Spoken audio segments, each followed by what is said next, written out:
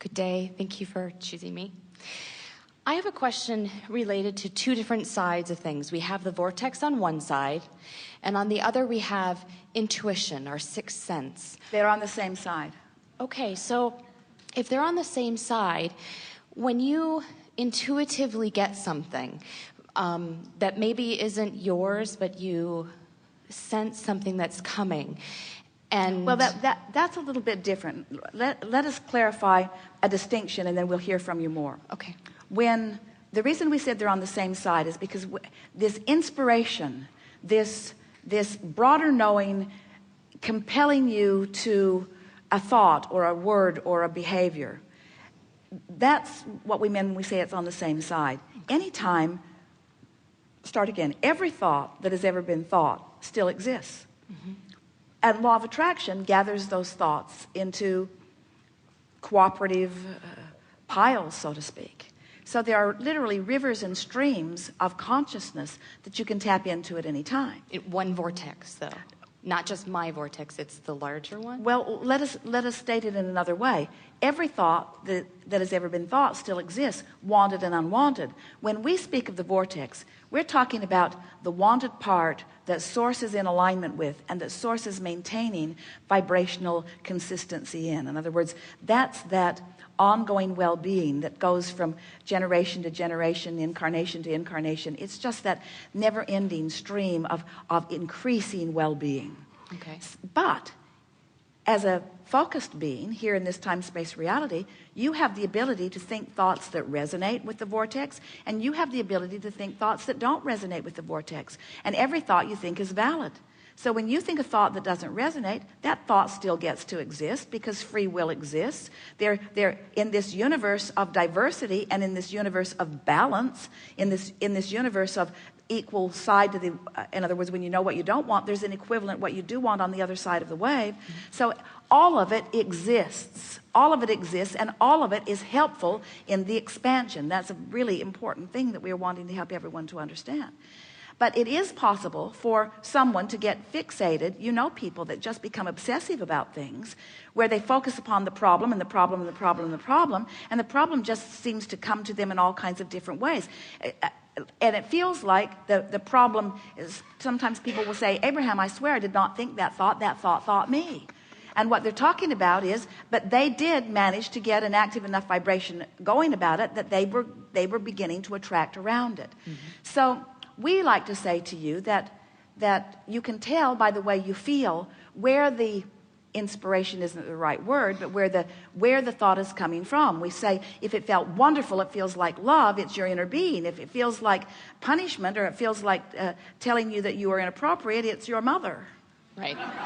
Or the ego. In other words, there's a lot of times people pick up on, so it's sort of like you can learn to read a language, and you can read any book in that language, and you can read uplifting books, or you can read deflating books, or you can read books that make your heart sing, or you can read books that make your heart ache. But the fact that you can read them is not really any big deal. You can read them. The question is, what are you choosing to give your attention to? And so we want you to feel that what this is all about, this art of allowing gathering, is about choosing the vibration that gives me the library card access to the thoughts about life and the things about life that are uplifting and that feel good when I read them. So what's really interesting is that I came with two questions, and I asked one, and I think you answered the second one. That's because it was in the vortex where we are. I gave you both of them, okay. You can't help it, because you don't ask your questions with your mouth. Right. You ask your questions vibrationally, you see. So if I went back to the first question of sensing something that might be coming, having an impression, or feeling like that I'm actually in someone else's room eavesdropping on what might be happening, and being able to sort of predict is the wrong word, but sort of get a sense from their energy of what's going to happen. Yes. And when you understand vibration, you see, you've got this is such a good conversation to have in this conversation about manifestation, because when we say to you that things are ripe and ready to pop, we're not kidding you. In other words, all kinds of things have been vibrationally prepared before they begin to manifest. Not just the good things, but the unwanted things too. Right. So to begin with, we would say that if you're getting an impression about something, and it is something that you would like to see play out, then stay focused there. But if you get an impression on something that is not like something that you want to see played out, then do your best to go general about it and get yourself into a different vibration, because it's no fun to participate on any level with unwanted things, and you just don't have to.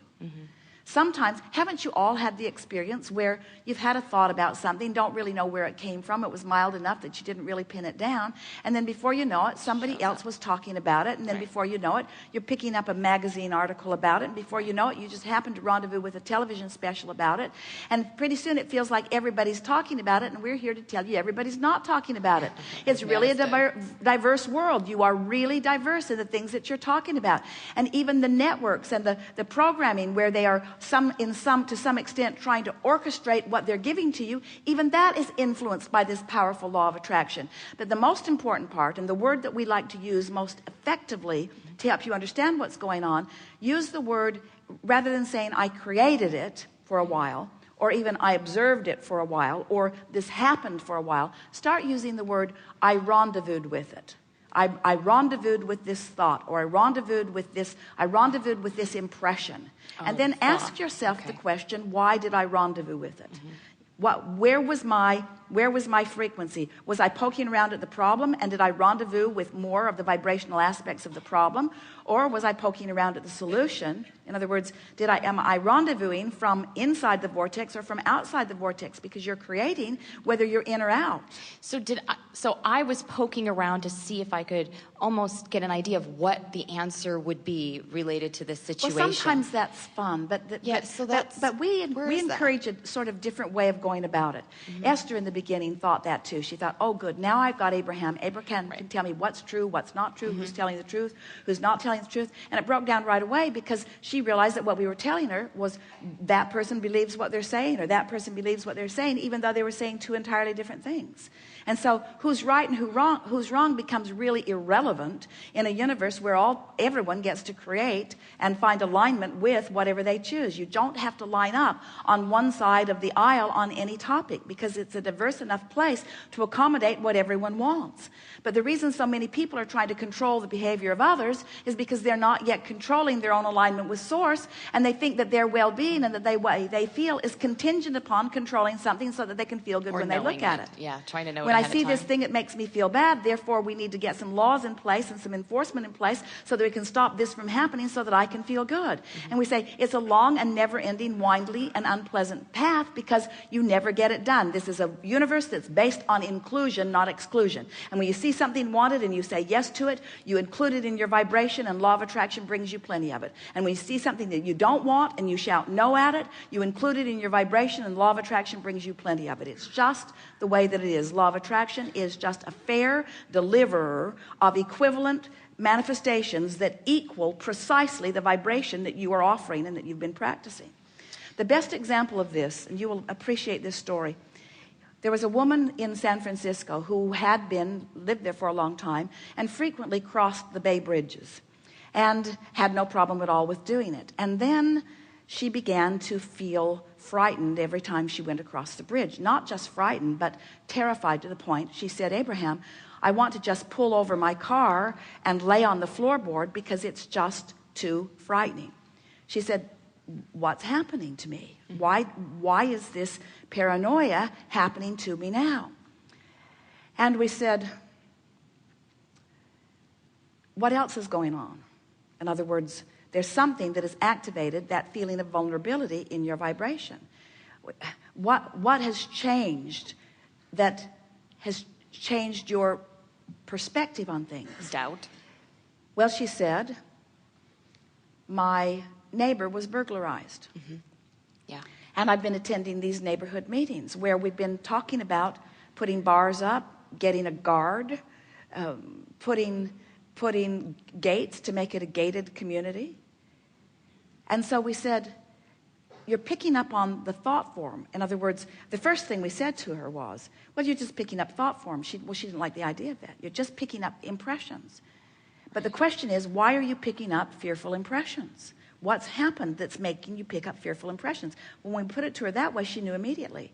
My neighbor was burglarized. I've been attending these meetings. We're getting sort of carried away in it. And so even though it had nothing to do with the bridge, a whole other topic had caused her to activate vulnerability. And now as she goes across the bridge, she's picking up on people who are afraid when they cross the bridge. Right.